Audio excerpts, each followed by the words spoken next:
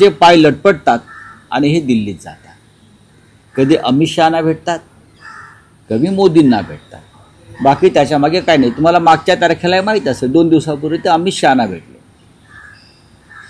आणि आता ते मोदींना भेटले. जेव्हा जेव्हा पक्ष आणि चिन्ह या संदर्भातल्या सुनावणीची तारीख जवळ येते तसतसे यांचे दिल्लीतल्या भेटीगाठी वाढतात. प्रधानमंत्री आणि मोदी कोणते आपले गृहमंत्री अमित शहा त्यांना भेटतात, रडगाणं गातात, छाती पिटतात आणि परत येतात. मोदी आणि शहांना माहिती आहे की शिंद्यांची जमिनीवरील ताकद नक्की किती आहे. त्यांनी त्यांना वापरून घेतलं आमच्या विरुद्ध, महाराष्ट्राच्या विरुद्ध, मराठी माणसाच्या विरुद्ध. आणि अमित शहाचा आणि मोदींचा त्यांना थेट सल्ला आहे की महानगरपालिका निवडणुका झाल्यावर तुम्हाला तुमचा पक्ष हा भाजपमध्ये विलीन करावा लागेल. हे जे मी सांगतोय या सत्य आणि तथ्य आहे. कारण कोणत्याही परिस्थितीत कोणत्याही कायद्याच्या आधारे ते सुप्रीम कोर्टामध्ये आपला बचाव करू शकत नाहीत, हे आता सगळ्यांना माहिती आहे. आणि तसा प्रयत्न झाला तर या देशातील जनतेचा नव्हे तर जगाचा भारतीय न्यायव्यवस्थेवरील विश्वास उडेल, हे आता सगळ्यांना माहिती आहे. आणि आता भारताच्या संदर्भात, भारतातील लोकशाही, भारताची न्यायव्यवस्था, भारताचं संविधान या संदर्भात जगाच्या मनात शंका उत्पन्न झाली.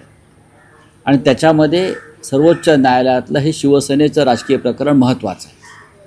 तुम्ही कशाप्रकारे लोकांचे पक्ष फोडता, कशाप्रकारे मूळ पक्ष एखाद्याच्या ताब्यात देता आणि राजकारण करता, कशाप्रकारे पक्षांतर विरोधी कायद्याची चिंधड्या उडवता, या सगळ्याची नोंद जगाच्या व्यासपीठावर सुद्धा होत असते.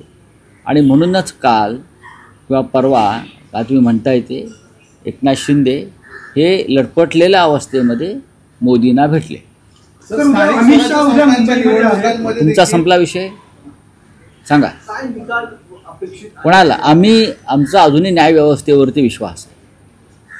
भगवान के देर होती है अंधेर नाही होती, जे काय म्हणतात बरं का. ठीक आहे, तारखांवर तारखा पडलेल्या आहेत. पक्ष चोरला, एक निवडणूक चोरली, बरं बहुमत चोरलं, हे सगळं जरी असलं तरीसुद्धा न्याय जो आहे हे सत्याच्या बाजूने लागेल. बाळासाहेब ठाकरेंची शिवसेना, हिंदुहृदय सम्राटांची शिवसेना ही नरेंद्र मोदी आणि अमित शहा यांच्या 100 पिढ्या जरी उतरल्या तरी त्यांना चोरता येणार नाही. लक्षात घ्या. बाळासाहेब ठाकरेंचं पुण्य हे सगळ्यात मोठं पुण्य या महाराष्ट्राला मिळालेलं पुण्य आहे. तुम्हाला ते पुण्य चोरता येणार नाही. तुम्हाला सत्य आणि न्याय समोर ठेवून न्याय करावा लागेल. त्याच्यामुळे एकनाथ शिंदेंनी कितीही बेडूक उड्या मारल्या तरीही मला पूर्ण खात्री आहे